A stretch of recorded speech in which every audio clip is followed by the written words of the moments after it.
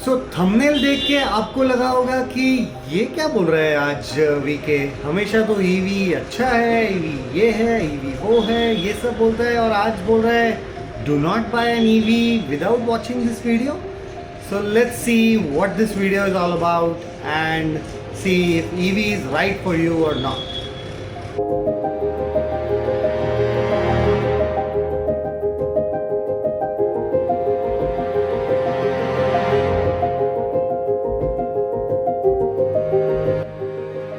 तो जी ये टाइम आ गया है फाइनली विदाई लेने का हमारे चार्जर से। अब इस चार्जर को हटा रहे हैं, ये यहाँ से कनेक्शन वगैरह हटा दिया है।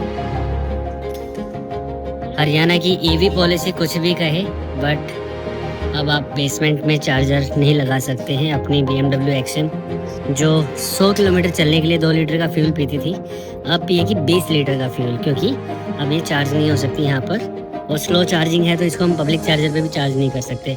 सेम ऐसे ही ये ईवी भी हमें वापस भेजनी पड़ेगी अब, क्योंकि हम इसको बेसमेंट में चार्ज नहीं कर पाएंगे, और ऑफिस और काम में इतने बिजी रहते हैं कि पब्लिक चार्जर पर जाकर चार्ज नहीं कर पाएंगे। 75 लाख रुपीज़ की गाड़ी खरीदी है मेरे पड़ोसी ने थोड़े दिन पहले ही। इसके चार्जर भी हटा दिए हैं। ये टाटा हैरियर इलेक्ट्रिक है, इसका चार्जर भी यहाँ से हटा दिया है। ये मैं आपको दिखाता हूँ, ये देखो, ये चार्जर हट गया है, ये हट गया है, सारा कनेक्शन हटा दिया है यहाँ से। सेम ऐसे ही इनका ये चार्जर यहाँ से हटा दिया है। 4 गाड़ियाँ तो सिर्फ मेरे पार्किंग के पास में, वो 2 गाड़ियाँ सामने खड़ी है, दोनों ईवी है, चार्ज नहीं हो पाएंगे, चार्जर हटा दिया है। तो हरियाणा की ईवी पॉलिसी कुछ भी कहे, बट आप अगर हरियाणा में हाई राइज में रहते हैं तो आप अपनी बेसमेंट पार्किंग्स के अंदर गाड़ी को चार्ज नहीं कर पाएंगे। नायब सिंह सैनी जी भी अब पता नहीं कुछ करेंगे नहीं करेंगे, बट ये चार्जर्स यहाँ से अब हट रहे हैं हमारे। सो इमेजिन आपने अगर नई ईवी खरीदी है एंड आप ऑफिस से घर आ रहे हो, आपकी ईवी लेके आप एकदम एंजॉय करके आए हो आपकी राइड, एंड सडनली आपको एक नोटिस आती है जिसमें आपको बोला जाता है आप आपकी पार्किंग में, बेसमेंट में अगर आपकी पार्किंग है तो ईवी चार्जिंग नहीं कर सकते। What will you go through? It will be completely shattering, because EV का, जैसे मैंने कई सारे वीडियोस में बताया है, ईवी का सबसे बड़ा बेनिफिट है अगर आपके घर में चार्जिंग है, आप उसको कंटिन्यूसली जब चाहिए तब आप यूज़ कर सकते हो। आपका डेडिकेटेड पार्किंग है, आपका डेडिकेटेड चार्जर है, and then that's the beauty of having an EV. लेकिन अगर आपको ऐसा कुछ नोटिस आता है एंड आपका पार्किंग बेसमेंट में है, मे बी -2 या -3 लेवल में, एंड वहाँ चार्जिंग लगा हुआ है, and that's where the notice says you will have to remove your charger, that will be shattering. तो यही हुआ हमारे कुछ लोगों के साथ, जहाँ पे दे आर इन हरियाणा में उनको मैसेज आया that Haryana fire department is no longer giving an NOC for those chargers, those buildings जहाँ पे चार्जर्स बेसमेंट में है, -2 या -1 में, एंड उनको 7 डेज़ का नोटिस दिया गया to remove their chargers, and that was just hell break loose. लोगों ने 20-20 लाख, 25-25 लाख, 30-30 लाख की गाड़ी, इन सम केसेस तो 50 लाख, 60 लाख की गाड़ियाँ लेके रखी हुई है to enjoy the benefits of EV, and suddenly if you don't get the luxury of charging in your own parking, then there was chaos. So मैं कुछ वीडियोस देख रहा था इंटरनेट पे, मैंने कुछ न्यूज़ आर्टिकल्स देखे, मेरी कम्युनिटी में कुछ लोगों ने बताया कि वो 7-8 दिन बहुत ज़्यादा टॉर्चर हुआ उनको। They had to go to public charging या कम्युनिटी चार्जिंग प्लेसेस थी, उनको आना पड़ा ऑफिस से, क्यू में लगना पड़ा, एंड देन रात को 11-11, 12-12 बजे तक अपने गाड़ी की चार्जिंग के लिए प्लान करना पड़ा, and that was pretty horrible in my opinion. So फिर बात बहुत ज़्यादा बढ़ गई, and then it was escalated to the government. काफ़ी सारे डिस्कशंस हुए उसमें, and then finally Haryana government has change the policy.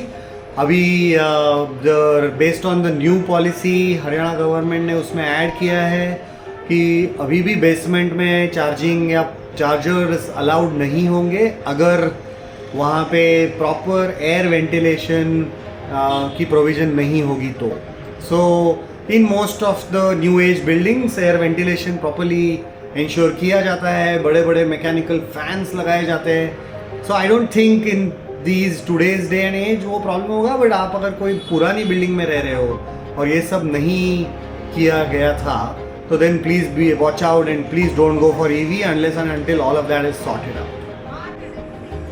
So in such cases what happens is अगर आपके पास ऐसा सिचुएशन है जहाँ पे आपके अपार्टमेंट्स में पार्किंग का क्लैरिटी नहीं है तो I would really suggest you go and find out कि क्या सिचुएशन है.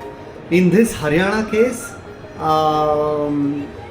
बेसिकली जब लोगों ने जाके गवर्नमेंट से बात किया, गवर्नमेंट ने फिर पूरा नोटिस या पॉलिसी चेंज किया.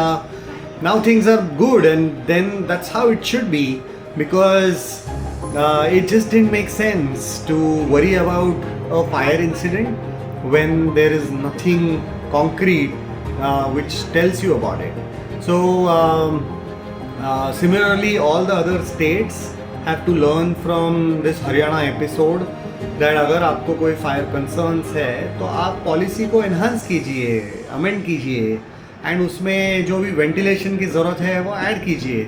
बट एक साइड में हमारे prime minister Modi ji is talking about increasing EV usage and on the other side अगर लोगों को ऐसे कंसर्न्स होंगे या डर होगा कि ओ माय गॉड पार्किंग का क्या होगा या चार्जिंग का क्या होगा तो then you are giving mixed signals and that's not really healthy for EV growth. So if there are any people seeing this across the country, kindly ensure कि आपको आपके पार्किंग में चार्जर बिठाने के लिए प्रॉपर वेंटिलेशन, एयर वेंटिलेशन है या नहीं, प्रॉपर सेफ्टी मेजर्स आपके बिल्डिंग में है या नहीं. And once all of that is taken care of then you don't have to worry. So coming back to the topic around charging, मैंने ये वीडियो इतना बनाया क्यों? Because I always believe the beauty of EV is not just for long road trips but for smaller trips around the city, to go around for a small quick bite or a coffee or a lunch in around radius of 200 kilometers. That's the beauty. और वो cost effective पड़ता है, enjoyable experience है only when you have a home charging. If you don't have home charging and you're depending on public charging infrastructure, so there are three problems. First, आपके आजू बाजू में अच्छे स्लो चार्जर्स होने चाहिए because battery health depends on slow charging. आप continuously fast charging करेंगे 5 times, 10 times, 20 times, तो that will degrade your battery health. So you need after every 2 to 3 charges, 4 charges, you need a slow charging. So आपके पास अगर parking में charger नहीं है तो then you have to have some good slow chargers nearby your place. Second is cost, जो आपको 1 to 1.5 rupees पर किलोमीटर पड़ता है आपके घर में अगर चार्जिंग कर रहे हो. एंड किसी के पास अगर सोलर सेटअप है तो वो तो फ्री चार्जिंग है. But let's not talk about solar.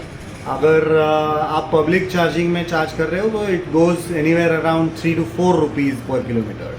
सो जो कॉस्ट इफेक्टिव एज है EV का, you start losing out on those if you are only dependent on public charging. And third, it's just convenience. आप office से आओ या बाहर से आओ, चार्जर लगा दो, रात भर गाड़ी चार्ज हो जाएगी, आप आराम से सुबह उठ के जहाँ जाना है वहाँ निकल जाओ. पब्लिक चार्जिंग में आपको वहाँ गाड़ी छोड़ना पड़ेगा, लेके आना पड़ेगा and all those hassles that come around, especially when you're doing slow charging. So वो सब avoid हो सकता है. So my recommendation is buy EV only if you have your own dedicated space where you can install a charger and charge your car in your own parking or in your own dedicated space. If you don't have that and still want to go for EV, आप comment section में बताइए, we can have a call or a chat and I can help you talk through more about your specific situation.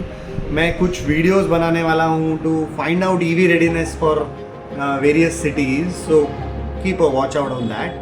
And then finally, अगर आपके कुछ experiences है जो आप पूरी दुनिया के साथ शेयर करना चाहते हो तो प्लीज़ कमेंट सेक्शन में बताइए, या मुझे पर्सनली मेरे कम्युनिटी में ऐड हो जाइए, लिंक डिस्क्रिप्शन में दिया हुआ है.